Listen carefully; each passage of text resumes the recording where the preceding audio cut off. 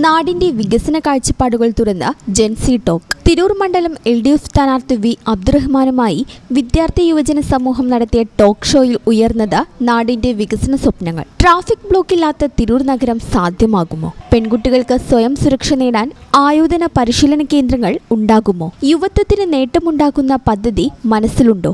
നാടുകൊതിക്കുന്ന വികസനങ്ങളിൽ പ്രധാന പരിഗണന എന്തിനാണ് തുടങ്ങിയ നിരവധി ചോദ്യങ്ങൾ ഉയർന്നു. തിരൂർ നഗരസഭാ കൗൺസിലറും വൈസ് ചെയർമാനുമായിരുന്ന കാലത്ത് തിരൂരിന്റെ വികസനത്തിന് വിഷൻ 21 എന്ന പദ്ധതി കൊണ്ടുവന്നെങ്കിലും രാഷ്ട്രീയ പോര് കാരണം, സ്വന്തം പാളയത്തിൽ നിന്നുള്ള എതിർപ്പുകൾ കാരണം പദ്ധതി കടലാസിലായി. യുവാക്കൾക്ക് തൊഴിൽ നൽകുന്ന IT പാർക്ക്, ടൂറിസം വികസനം അടക്കം നൽകുന്ന കാക്കടവ് സ്വപ്ന നഗരി പദ്ധതി നടപ്പാക്കാത്തതാണ് വലിയ വിഷമമുണ്ടാക്കിയതെന്നും തിരഞ്ഞെടുപ്പിൽ വിജയിച്ചാൽ ഈ പദ്ധതിക്ക് പ്രാമുഖ്യം നൽകുമെന്നും വി അബ്ദുറഹ്മാൻ പറഞ്ഞു. തിരൂരിൽ നിന്നും ജയിച്ചുപോയ MLA-മാരും MP-മാരും നാടിനു വേണ്ടി ഒന്നും ചെയ്തില്ല. 20 വർഷക്കാലം MP ആയും കേന്ദ്ര റെയിൽ സഹമന്ത്രിയായിട്ടും തിരൂരിലടക്കമുള്ള റെയിൽവേ വികസനത്തിന് വേണ്ടി ചെറുവിരലനക്കാത്തതാണ് തലക്കാട് കട്ടച്ചിറയിലെ റെയിൽവേ അണ്ടർപാസ് ഡ്രെയിനേജ് വഴി ദുസ്സഹമായി വാഹനങ്ങളടക്കം യാത്ര ചെയ്യേണ്ടി വരുന്നത്. 20 വർഷക്കാലം ആകാശത്ത് തൂങ്ങിനിന്ന മുത്തൂർ റെയിൽവേ മേൽപ്പാലം നിർമ്മാണം പുനരാരംഭിച്ചത് ഈ സർക്കാരിന്റെ കാലത്താണെന്നും LDF സ്ഥാനാർത്ഥി പറഞ്ഞു.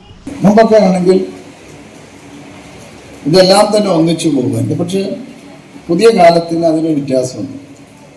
പഴയ പോലെയല്ല. രാഷ്ട്രീയ ആശയങ്ങളും ആദർശങ്ങളും ഒക്കെ ഉണ്ടെങ്കിൽ കൂടി വളരെ വേഗത്തിൽ സഞ്ചരിക്കേണ്ടതാണ്.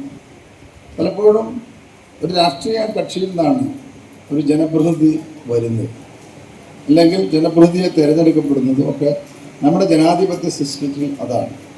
അപ്പം എന്തുകൊണ്ടും ഒരു രാഷ്ട്രീയ പ്രവർത്തനം എന്നുള്ളത് സംശുദ്ധമായുള്ള ഒരു പ്രവർത്തനമായി നമുക്ക് എടുക്കാൻ കഴിയും. അതിന് കാപട്യം ഉണ്ടാകാൻ പാടില്ല. ഇപ്പോൾ നോക്കൂ, ഞാൻ പറഞ്ഞല്ലോ, ഇപ്പോൾ തിരൂരിൽ നമ്മൾ ഇപ്പോൾ ഈ ഇലക്ഷനിൽ തന്നെ നോക്കൂ, ഏതെങ്കിലും ആശയപരമായിട്ടുള്ള ഒരു കൈമാറ്റം UDF-ന്റെ തെരഞ്ഞെടുപ്പ് വാഹനങ്ങളിൽ നിന്ന്, അവരുടെ റാലികളിൽ നിന്ന്, അല്ലെങ്കിൽ അവരുടെ പ്രചരണത്തിലും നമുക്ക് കാണാൻ കഴിയും.